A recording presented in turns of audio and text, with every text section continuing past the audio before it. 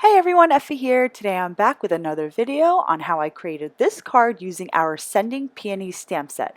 So I'm taking the large floral cluster stamp from the set and I'm inking it up with some Versamark ink, and then I'm just gonna stamp it on the top and bottom portion of an A2 size card panel. I'm going to use our rose gold embossing powder to emboss the peonies.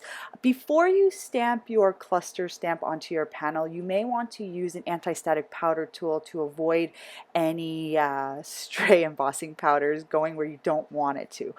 Later I'm going to show you how I kind of take off some of that embossing powder after I melt it. So here I had some embossing powder right above the peony. I just scraped it away with my X-Acto knife. Any craft knife works. And then I took my Tombow sand eraser and just smoothed that area so you can't even notice it. After I finish embossing, I'm going to start coloring.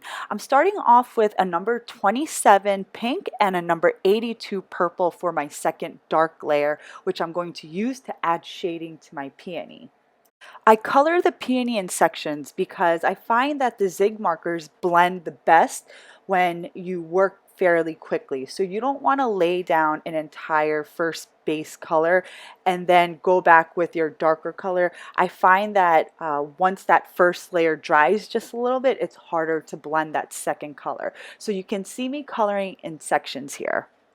So what I'm doing is I'm putting down that first layer of pink, and then I'm going in with the purple to add shading, and then I'm going back and I'm adding pink over the entire petal to blend that purple into the pink. And I find that I get the best results for blending when I color this way. The zig markers blend incredibly well whether you're applying them direct to paper or whether you're watercoloring with them. I have some videos on our YouTube channel where I show you how I watercolor with these markers. I'll link those videos in the description below so that you can check them out if you're interested. So after I finished coloring the peony, I colored in the stamens with a number 50 yellow, and then after that I'm going to go in and color the rest of the peonies in my cluster.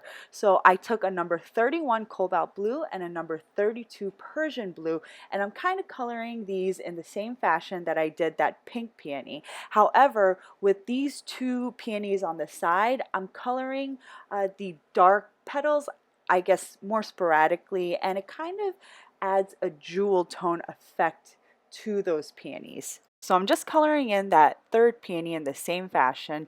I'm going to go in and just put down an entire layer of cobalt blue and just color in sections of the peony with the darker Persian blue, and then go back in with the cobalt blue and just blend it all together. Then I'm going to go in with a number 48 emerald green and just color in all of the leaves with this zig marker. I color in the opposite peony cluster on my panel the same way I colored this in, so I'm not going to show you how I colored that other cluster. Next, I'm going to prep the middle of my card panel with some anti-static powder tool, and then I'm going to stamp the sentiment, sending happy thoughts from the same stamp set in the middle of my panel, and just spoon some of that rose gold embossing powder and then heat set it.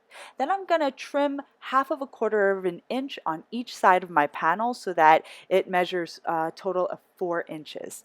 Next, I'm going to take some of our new burnished rose gold tape and lay it down on the sides of a side folding A2 size card base, and then I'm going to adhere our stamped panel over the card base. I made sure to put a paper towel while I put that panel over the base because the zig marker, the ink will come off on your hands and you don't want to smudge anything. So make sure you use a piece of scratch paper or something when you're pushing that panel onto the card base. Lastly, I added some glossy black sequins to finish off the card, and now it is complete. I hope you guys enjoyed today's video. I thought that today's jewel tone card mixed with the rose gold was just such a fun and pretty card, and it was actually quite easy to make. So thanks for stopping by, and I will see you next time. Bye!